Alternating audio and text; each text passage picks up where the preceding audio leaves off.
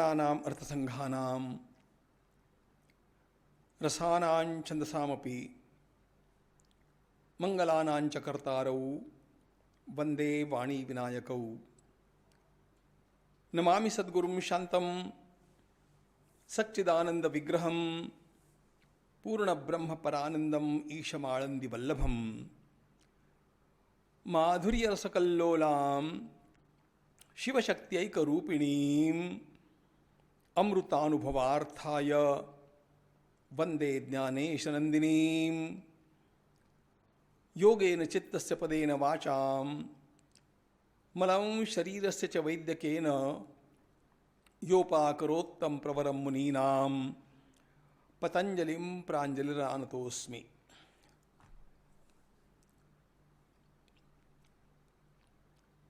भगवान पतंजलि महाराज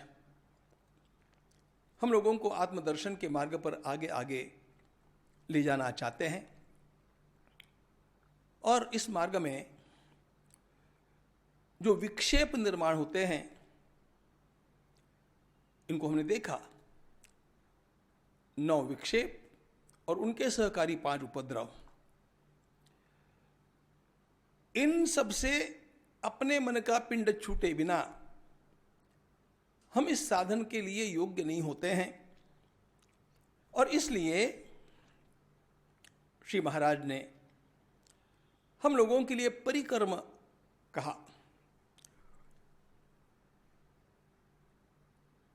तत्प्रतिषेधार्थम एक तत्वाभ्यास मैत्री करुणा मुदितोपेक्षाणां सुख दुख पुण्य विषयाणां भावनातश्चित्त प्रसादनम प्रच्छ्रद विधारणाभ्यां वा प्राणस्य विषयवती व प्रवृत्तिरुत्पन्ना मनसस्थिति निबंधनी विशोका व ज्योतिष्मती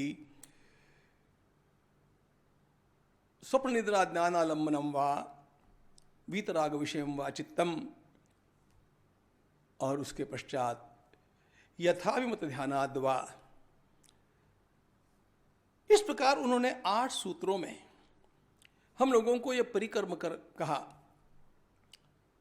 इसका अर्थ है हम लोगों को ध्यान के लिए वास्तव में समाधि सिद्धि के लिए जो तैयार होना है उसके लिए ये सारी तैयारी हो जानी चाहिए। हमारा मन इतना योग्य हो जाना चाहिए तब जाकर के हम वास्तव में समाधि में प्रवेश कर सकते हैं। हम सवेरे उठ करके नहा धो करके और तैयार होते हैं, बालों को संवारते हैं, फिर सबसे मिलते हैं।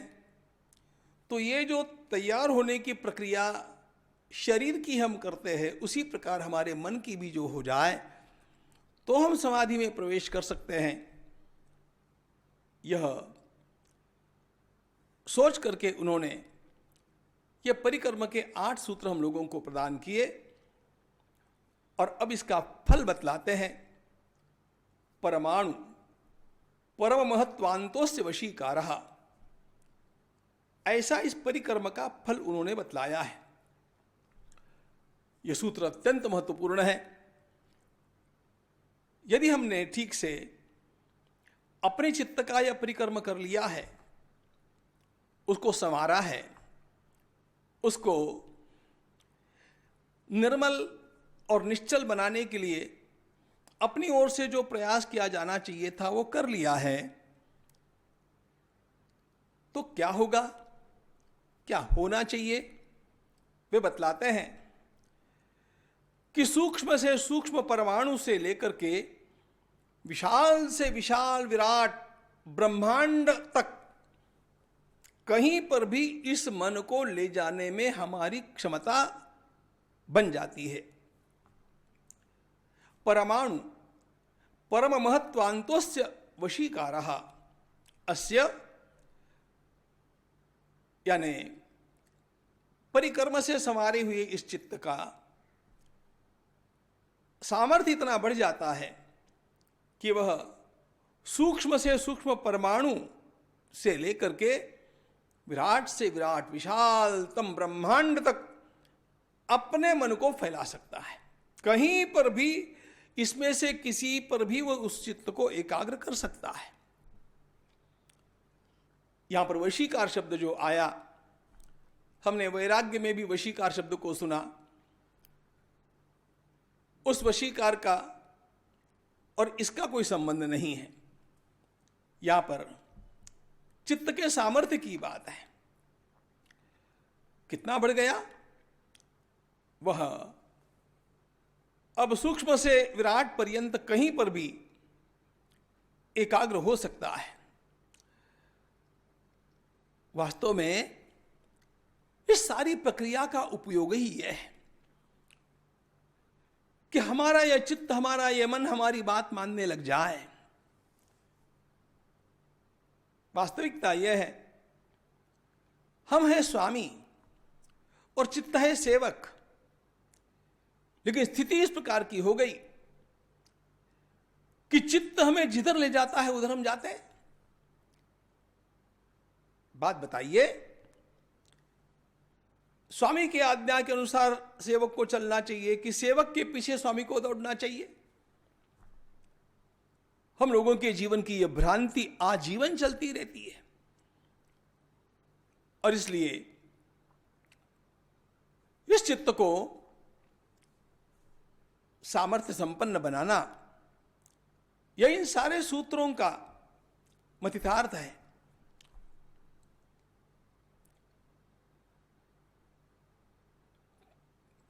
चित्त को इन सारी प्रक्रियाओं से गुजरते हुए कहीं पर भी एकाग्र होने का सामर्थ्य प्राप्त हो जाता है, और कहीं पर भी एकाग्र होने का सामर्थ्य प्राप्त होना, यह उसकी निर्मलता और निश्चलता इसके और वशीकार के प्राप्ति का लक्षण है।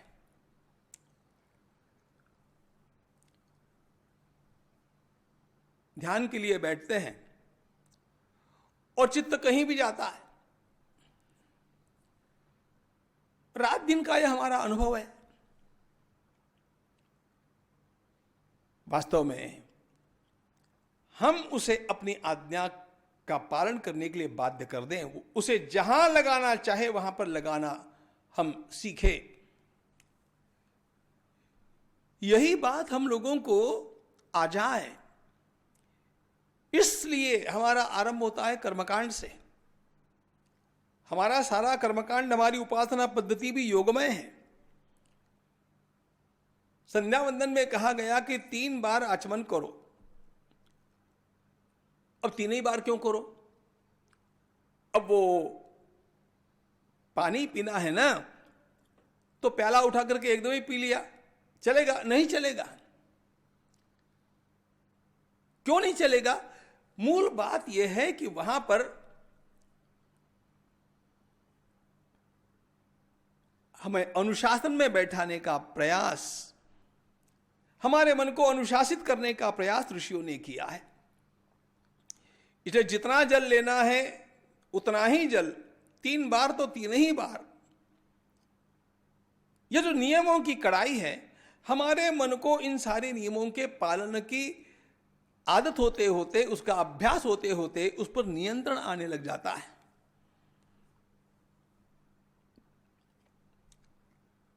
मराठी की एक बड़ी सुंदर पुस्तक है श्यामची आई। मैंने उसमें एक प्रसंग पढ़ा था, बड़ा उपयोगी प्रसंग है। श्याम ने अपनी मां से पूछा कि शिवजी को 1 लाख चावल के दाने चढ़ाने हैं ना, तो सीधे लेकर के और चढ़ा दिए जाए, एक एक चढ़ाने की क्या आवश्यकता है? शास्त्रकार इसके लिए अनुमति नहीं देते हैं। एक एक ही चढ़ाना है,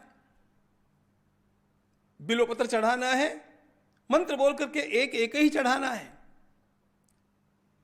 तुलसी दल चढ़ाना है, एक एक ही चढ़ाना है। यह किस लिए? हमारे मन को अनुशासित करने के लिए। इतना धैर्य हमारे मन रखता है कि नहीं, इस धैर्य की वृद्धि करने के लिए है। आसन पर बैठे, अब बातचीत नहीं करना है, इधर उधर नहीं देखना है, आपको इधर उधर स्पर्श नहीं करना है। ये सारे जो कर्मकांड के नियम है, उपासना के जो नियम है, ये हमारे मन को अनुशासित करने के लिए, मेरा मन मेरी बात को मानने लग जाए। कठिनाई हम लोगों के साथ यही है कि हम चाहते कुछ और मन करता है कुछ और। अमेरिका में एक प्रयोग किया गया था, मैंने पढ़ा।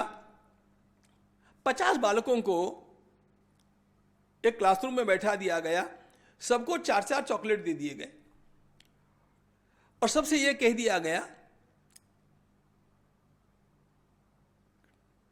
टीचर ने कहा कि हम जाते हैं, 20 मिनट के बाद आएंगे, तब तक आप अपनी पढ़ाई करो।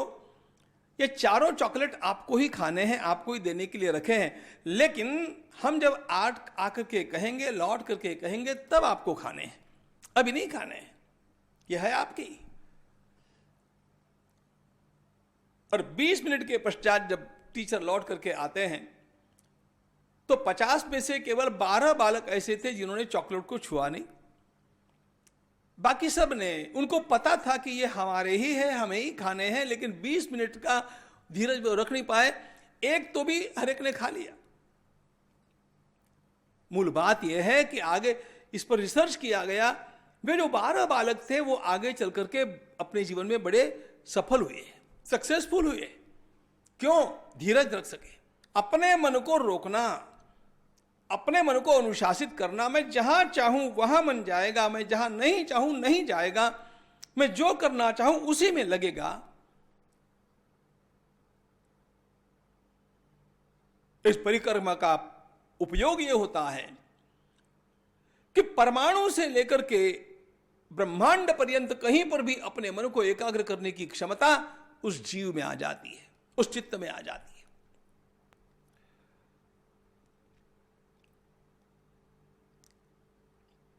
हमारे देश में परमाणुओं का बड़ा विचार किया गया, सूक्ष्म से सूक्ष्म परमाणु का विचार किया गया।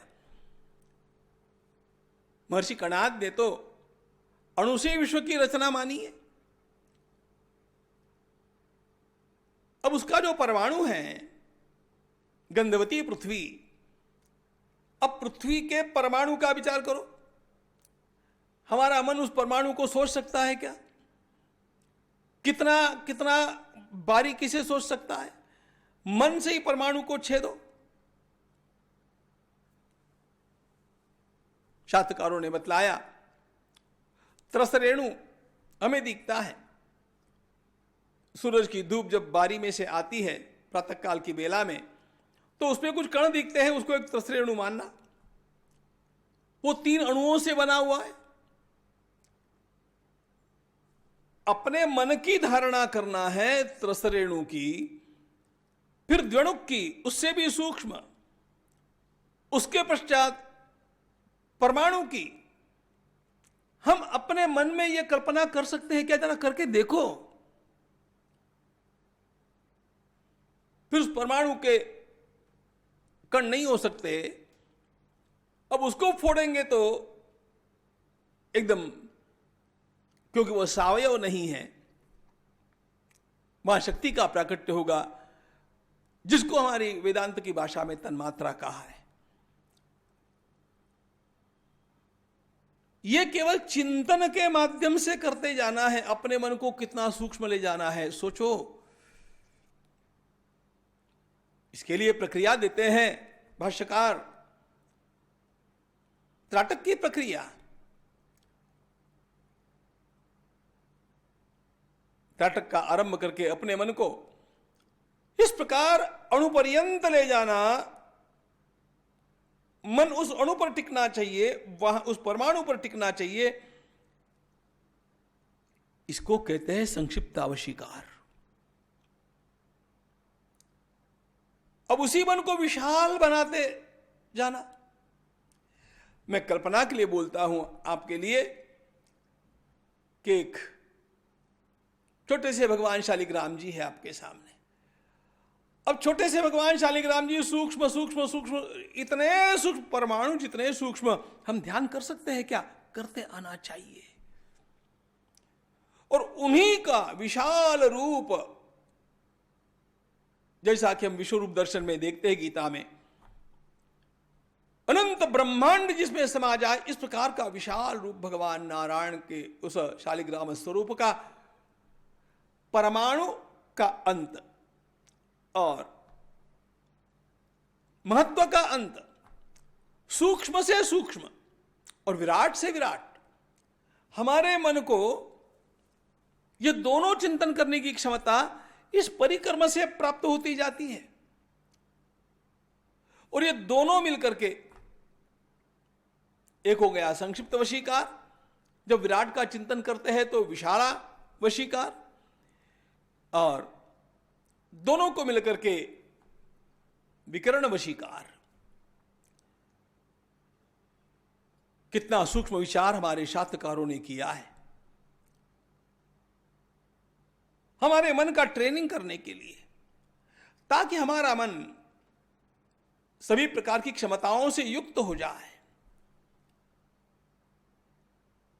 योग की बात हम कर रहे हैं, हमें साक्षात सृष्टि के मूल तत्व पर्यंत जाना है, तो इस मन की इस प्रकार की क्षमताएं बढ़ानी आवश्यक ही होगी।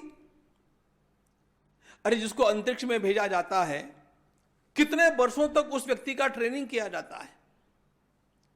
तो जिसको साक्षात परमात्मा से मिलना है, उस मन का भी तो प्रशिक्षण करना पड़ेगा। ये सारा परिक्रम करते करते अब तक के जो सूत्र हमने देखे 8, उन सूत्रों के अनुसार अभ्यास करते करते इन क्षमताओं की वृद्धि होती है। और इस प्रकार से जब इन क्षमताओं की वृद्धि हो गई, संत तुकाराम महाराज का एक अभंग मुझे याद आता है। अणु रेणु या थोकड़ा तुका आकाश है बड़ा। अणु रेणु या थोकड़ा, कहां चला गया उनका मन देखो। अणु रेणु से भी मैं सूक्ष्म हूं, और उसी समय वे कहते हैं तुका आकाश आए बड़ा। परमाणु परम महत्वांतोस्य वशीकारः। योग की बात अपने स्थान पर है और वो तो महत्वपूर्ण है, लेकिन मित्रों ध्यान में रखना, इस मार्ग पर कुछ कदम भी जो चलता है, इस मार्ग पर चलने का प्रयास करके जो कुछ मात्रा में आगे बढ़ जाता है, वो अपने जीवन में भी किसी भी विषय में अत्यंत एकाग्र होकर के परम सिद्धियों को प्राप्त करता है, व्यावहारिक सिद्धियों को भी। ऐसे ही स्वामी विवेकानंद इतने महान नहीं बन गए। ध्यान का अभ्यास जो उन्होंने किया दक्षिणेश्वर की पंचवटी में बैठ करके, वो कितना विलक्षण है।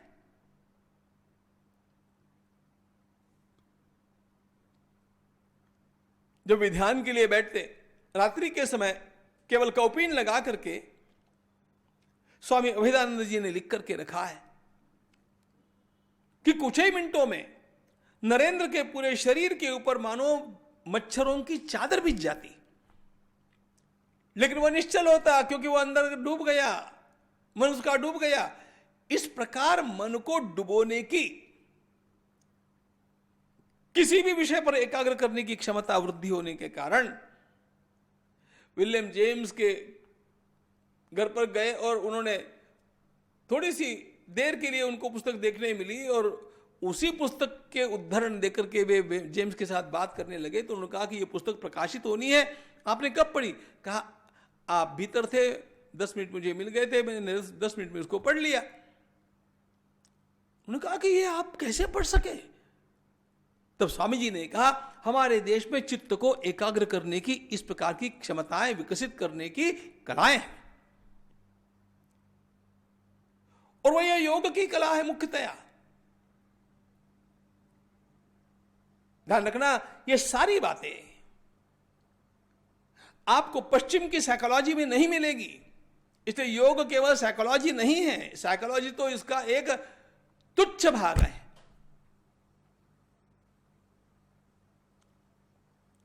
बहिर्मुख लोगों की साइकोलॉजी, बहिर्मुख लोगों का वह मानस शास्त्र, और अंतरंग से आत्म तत्व के साथ जुड़े हुए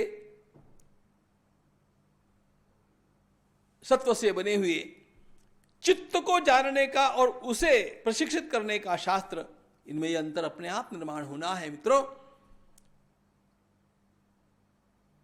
भगवान पतंजलि ने हम लोगों को परिक्रम के माध्यम से कैसे चित्त को संवारना यह बतलाया, उसकी क्षमताओं में कितनी वृद्धि हो जाती है यह बतलाया, और अब वे हमें लेकर के चलना चाहते हैं समाधि की ओर। उसके लिए अब सावधान हो जाइएगा। गणेश्वर महाराज।